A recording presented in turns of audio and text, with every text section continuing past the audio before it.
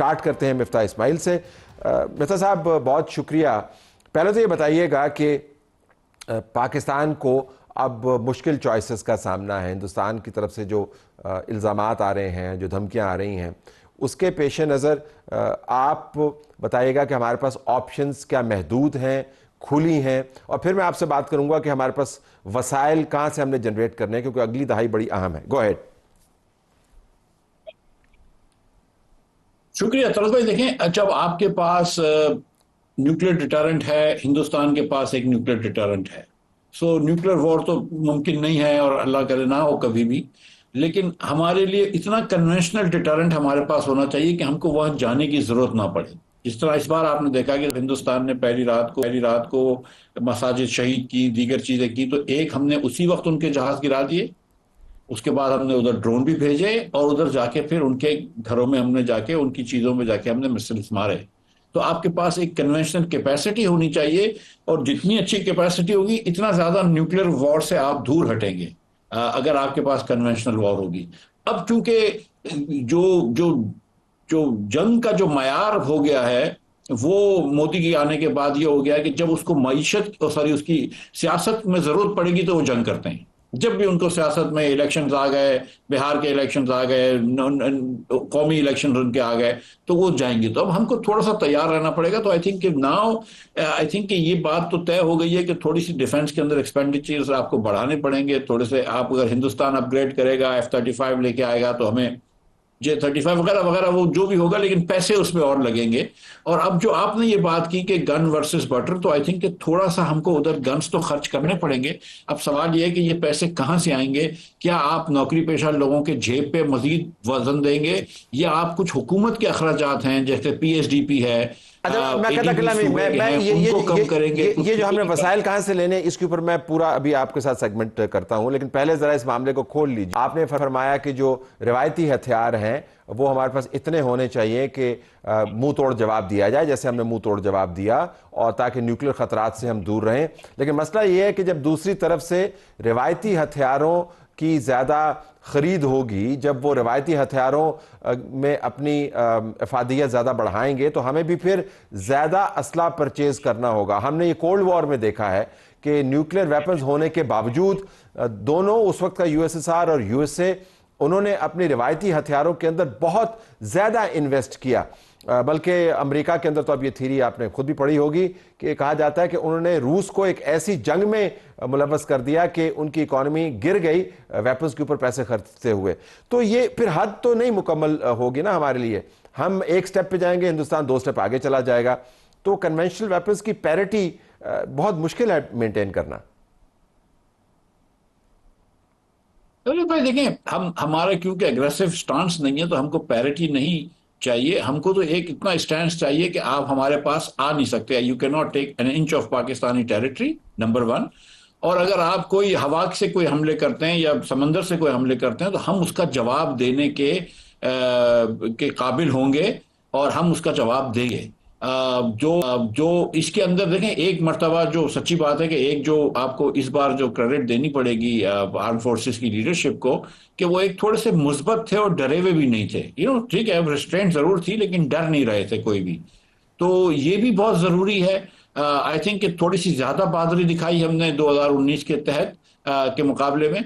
लेकिन that said, the fact is कि हमको पैरिटी तो नहीं करनी, लेकिन हमको इतना तो जरूर होना चाहिए ना। मजबूरी है, इस नेबरहुड में आप रहते हैं तो आपको कुछ तो करना पड़ेगा।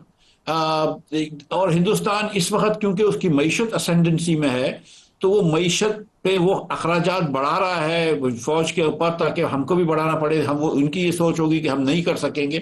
हमको इसके जवाब के अंदर अपनी मईशत को बेहतर करना पड़ेगा। लेकिन असल में जंग जो है वो सिर्फ F-16 J-10 की नहीं है। असल में जंग तो ये है कि हमारे बच्चे जो है वो कितने पढ़े लिखे हैं, हमारे बच्चे कितने पैसे कमा सकते हैं। तो हमको सिर्फ आर्म्स रेस हिंदुस्तान से नहीं जीतनी, हमको इकोनॉमिक रेस भी हिंदुस्तान से जीतनी, और हमको वो भी चीजें ठीक करनी होंगी अपने मुल्क में। मईशत के अंदर अब वो ठीक करना बहुत जरूरी है। जो 10-15 10-15 साल से हम बोझ लेके चल रहे हैं, चाहे वो करप्शन का हो, चाहे वो इजारादारियों का हो, चाहे वो दीगर चीजों का हो, उन बोझों को अब साइड पे हटाना पड़ेगा। कुछ असलाहत करने पड़ेंगे बिजली के मामले में, सूबों के मामले में, लोकल मिफ्ता साहब, गवर्नमेंट। उस देखें, आप जो है ना, आप पॉलिसी प्लानिंग भी आपने की है, आपने एकेडमिक रिसर्च भी की है, आप दुनिया की बेहतरीन यूनिवर्सिटी से डिग्री होल्डर भी हैं। तो हम उसी आपकी जो क्वालिफिकेशन है उसके पेश नज़र नाज़रीन की सहूलत के लिए मामलात को फौरी मामलात में निस्बतन दूररस नताइज वाले मामलात और दूर परे वाले मामलात में तब्दील कर देते हैं। फौरी मामला ये है कि हिंदुस्तान फौरी तौर पर डिफेंस परचेजेस कर रहा है। फौरी मामला ये है कि फौरी तौर पर उसकी तरफ से खतरा है। फौरी मामला ये है कि हमें भी फौरी तौर पर खतरा से निपटना है। सो अगले 2-3 साल में वो रिफॉर्म ठीक है, तालीम में भी हमें इन्वेस्ट करना चाहिए, सेहत में भी इन्वेस्ट करना चाहिए, लेकिन ज़रा वो दूर के मामलात हैं। तो आपको पता है बतौर फाइनेंस मिनिस्टर कि डिफेंस परचेजेस आर एक्सपेंसिव। तो मैं ये जानना चाहूँगा कि फौरी तौर पर अगर हमें एन डॉलर्स फॉरेन एक्सचेंज के ज़रिए, तो हमें फौरी तौर पर क्या ऑप्शन है हमारे पास? देखिए तरस भाई, जो सुना है हुकूमत के लोगों से, दीगर लोगों से, कि $2.5 बिलियन का एडिशनल हमको डेवलपमेंट पे खर्चा करना पड़ेगा, आर्म फोर्सेस की डेवलपमेंट पे, 500-600 अरब रुपए डॉलर्स के अंदर। हुकूमत पाकिस्तान वैसे भी करती है, लेकिन इसमें थोड़ा सा मतलब एडिशनल आपको समझ लीजिए बिलियन से $2 बिलियन एडिशनल आपको बिलियन लगेगा आपको। क्योंकि अल्लाह की मेहरबानी से हमारे कुछ ऐसे दोस्त हैं, चीन हो गया, टर्की हो गया, कि जिनसे हम ले सकते हैं, किस्तों पे ले सकते हैं, लेकिन बहुत ज्यादा डिले नहीं कर सकते। लेकिन हमने पिछले भी कुछ पैसे लोगों के देने होते हैं। थोड़े से उसके लिए थोड़ा सा हमको वसाइल उस तरफ डायरेक्ट करने होंगे, और हम ये कर सकते हैं। देखिए मैं आपको सच्ची बात बताऊं, देखिए $60-70 बिलियन का हमारा इंपोर्ट है। अनदर 2 बिलियन उसमें से निकल जाए, अबाउट 3%, वो कोई बैंक नहीं तोड़ देगा। मतलब ये कि 3% और है, थोड़ी सी अगर आप रेमिटेंस में जान लगा लें, थोड़ी सी आप एक्सपोर्ट्स बढ़ा लें, तो उसको आसानी से कवर कर सकते हैं।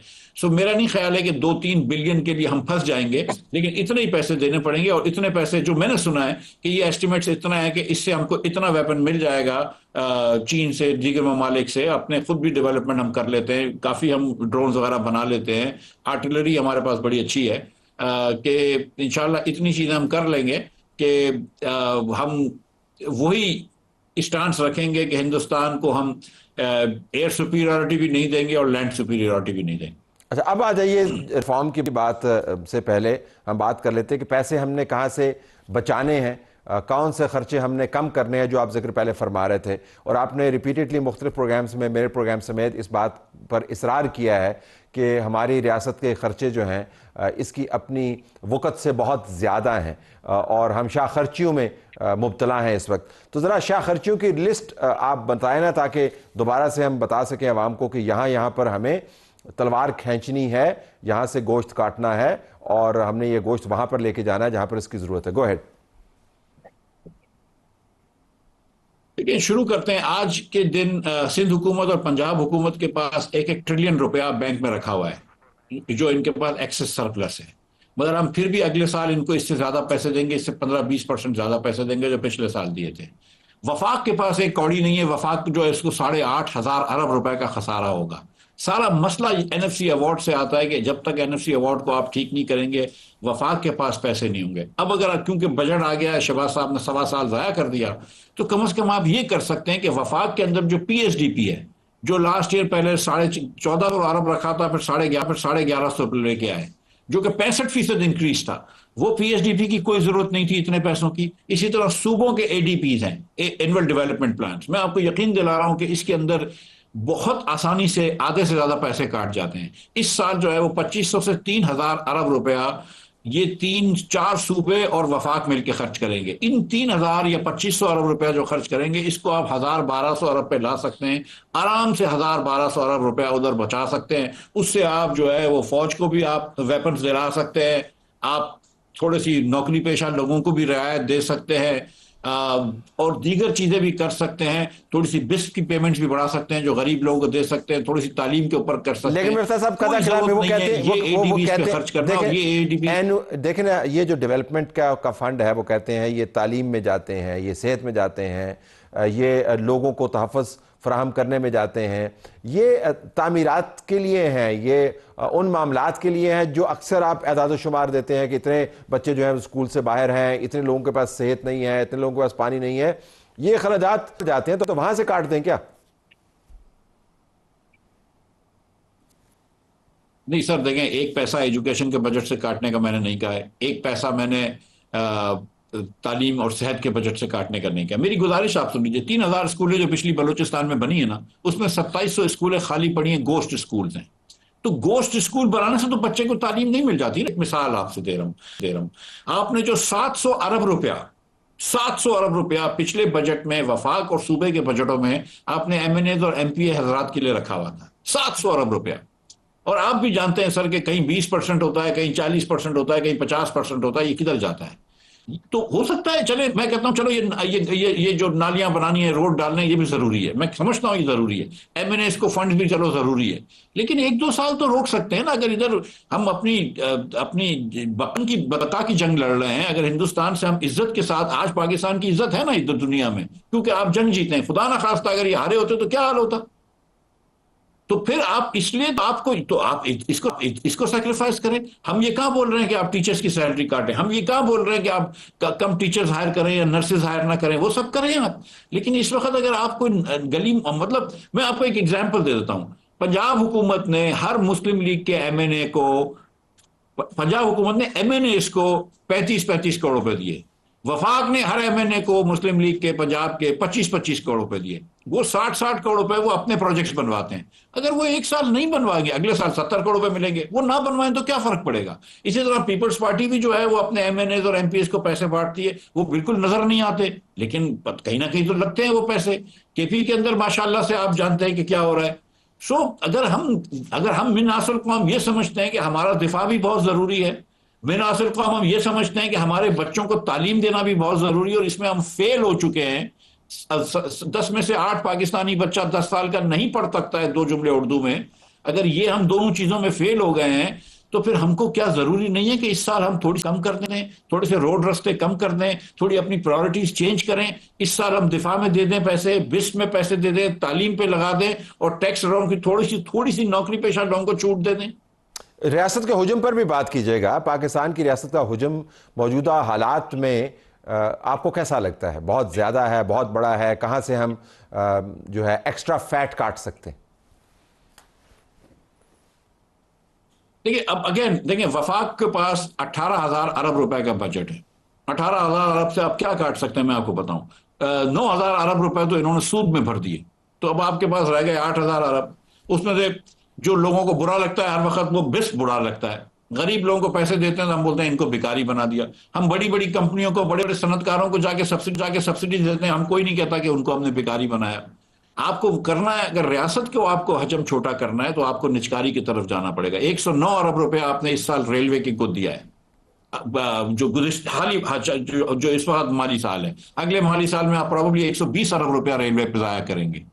120 अरब रुपया आप पीआईए के अंदर 100 अरब रुपए का नुकसान करते हैं। ना आप रेलवे के रिफॉर्म कर रहे हैं और निचकारी कर रहे हैं, ना पीआईए की निचकारी की है, ना बिजली की कंपनियों की निचकारी की है। आन के अंदर हम इस खित्ते की महंगी तरीन बिजली बेचते हैं, लेकिन फिर भी बिजली की कंपनियों को नुकसान होता है। अब पता नहीं हम ये किस तरफ लेके चल रहे हैं, लेकिन हम ना निचकारी कर पा रहे हैं, ना उसको प्रोविंशलाइज कर पा रहे हैं, ना उसकी हम रिफॉर्म्स कर पा रहे हैं।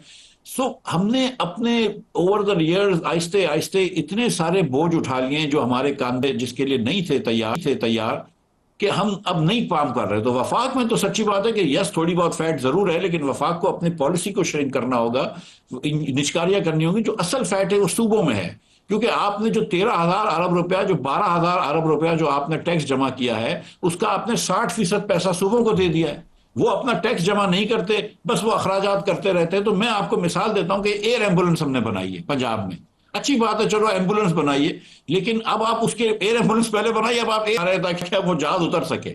जहां जहां एयर स्ट्रिप्स ऑलरेडी हैं पंजाब में, वहां पे तो डिस्ट्रिक्ट हॉस्पिटल्स हैं, पंजाब में आप कहां पे भी हो, 2 घंटे से ज्यादा तो दूर नहीं है आप डिस्ट्रिक्ट हॉस्पिटल से। तो क्या बेहतर नहीं था कि 300 आप सुजुकी की एम्बुलेंसेस डाल देते? क्या उससे ज्यादा जाने नहीं बचती? ये शो प्रोजेक्ट नहीं करते? ये जो आप ग्लास ट्रेन नहीं बनाएंगे लाहौर इस्लामाबाद से मरी तक, पिंडी से मरी तक, तो शायद उससे कोई फर्क नहीं पड़ेगा।